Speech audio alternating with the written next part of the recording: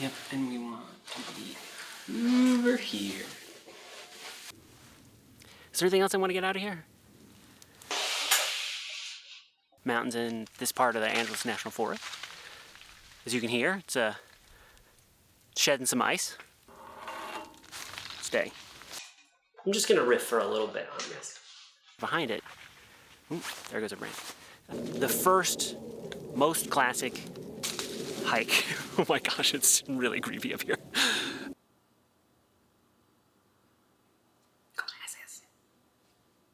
Glasses and windows, man. Some of which almost perfectly mimic the hike that we're gonna do at Lukens. Hi, bird. So, not Lukens, Mount Langley. And that scared the shit out of me, that bird did.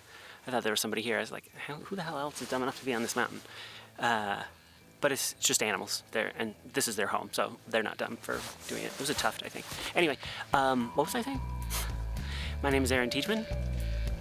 I went out walking. When you are making the transition from not walking at all to walking a 14,000-foot mountain, there are two things that you need to train for. Distance, because this summer's goal is Mount Langley, and Mount Langley's trail out and back, including New Army Pass and Old Army Pass, is 25 miles. I don't intend to do that in a day, but I will need to be able to do that in a day or two. And elevation. There are two distinct ways in which you need to train yourself for elevation. The first is just being at elevation, and there is no substitute for finding out what your body is going to give you that day other than simply being at altitude. The other thing that you need to train for is the process of taking your body from one elevation to a higher elevation. In other words, you need to train for elevation change over the course of the hike. And in Los Angeles, the best places to get elevation are not very far away. All Trails and the Los Angeles Times and Gaia, they all had pretty good suggestions for getting started, especially in the spring. Santa Monica Mountains, obviously Griffith Park is a great place to get started, but you can see taller mountains from it. So that's the next thing that I did was like, okay, what's that one? What's that one? What's that one? That's very haphazard. So I needed a plan. The SoCal 6-pack of peaks. I did not participate, but I did it. It is essentially that you need to go to 6 of the 11 available peaks. You have to have some kind of proof. I think there's like I think you submit a GPX or something like that. I didn't want to bother with the proof thing, so I didn't do that part. What I did do, though, was crib the list.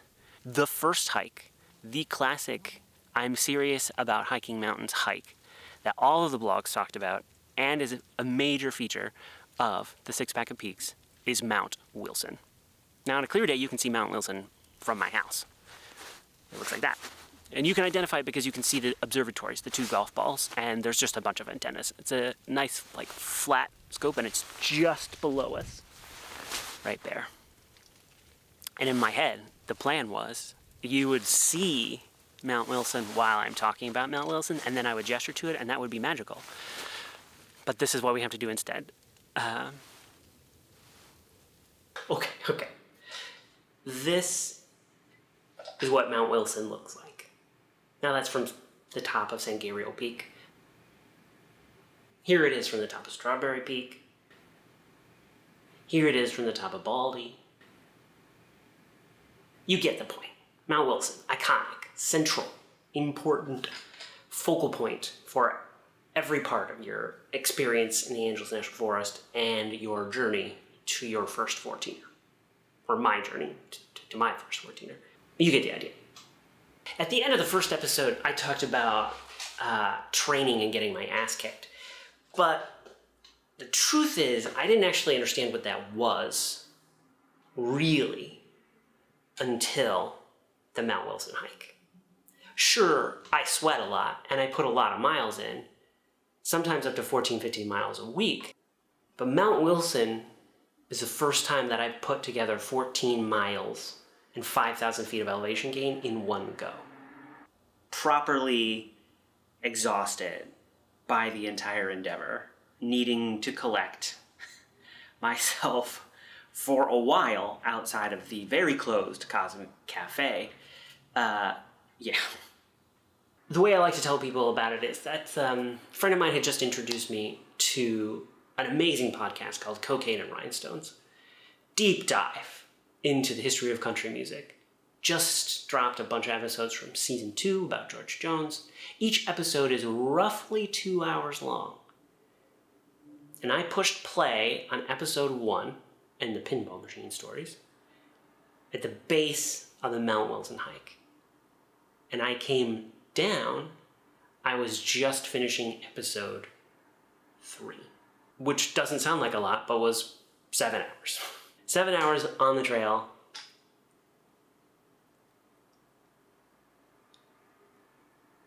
You don't want to leave out the fact that there is more than just the walking for its own sake. And there is more than just getting the top because it's the top.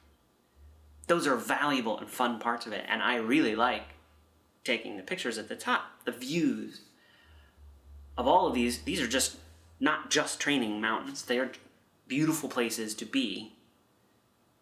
So I don't want to undersell that part. This part of the story is about getting used to taking myself to the top of these mountains. But it's worth it all on its own, even if Langley wasn't the goal beyond that. The other reason I was at the top of San Gabriel Peak is that you can at least gesture at every other six-pack eligible peak. There's Sitten Peak, which is definitely over there, but is otherwise not very distinct or notable, other than it's easy for the Orange County folk to get to.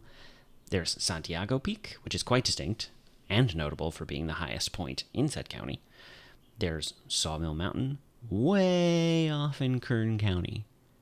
I think it's one of those peaks, but I've been wrong about such things before. It's definitely in that direction. Strawberry Peak, which is a mere 5 feet taller than San Gabriel Peak, but is definitely harder to get to. Mount Baden-Powell is over there. Mount Baldy, of course. Ontario Peak. Crouching behind Ontario is Cucamonga Peak. And then you have those two absolute units standing guard over the pass into the Inland Empire. Mount San Jacinto, and, looking resplendent in its snow cap, San Gorgonio. A pile of rock so big, you can see it from Mount Whitney, 190 miles to the north. According to the Forest Service, it's the longest line of sight in the contiguous 48. That's pretty long.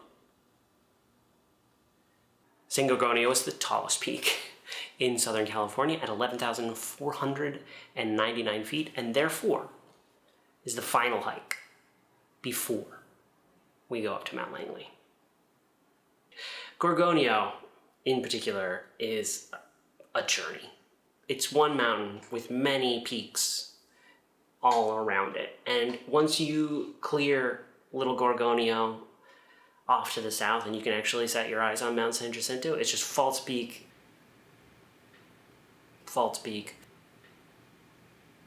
after False Peak, including a sign that says San Gorgonio Mountain and points in that direction. That is not, in fact, the top of San Gorgonio.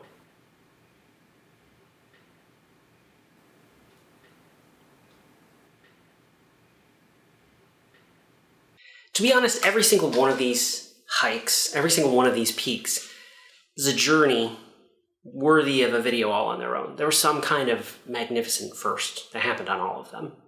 Almost always, when getting to the top of a mountain, that the next thing you want to do is to get to the top of another mountain that you can see from there. And it's just stunning. Like, you get to these places and you see what there is to see, and your jaw just drops. Or mine does, anyway. Peak bagging is a very serious hobby for lots of folks on the trail, where you go to the tops of as many mountains as possible, ideally having strung together some cross-country connection between these peaks that doesn't actually really care if there's a trail to them or not. So I would not describe what I'm doing as peak bagging, despite the fact that I'm going to the tops of all of these mountains, and I have made many plans to go to the tops of many more mountains. But when you're on a trail, and the peak is the end, well, there's a lot of pride when I encounter folks on the trail asking me how far I'm going, and I can say, all the way. And that's where we're going next time. All the way to the top of Mount Langley. Until then, when coming?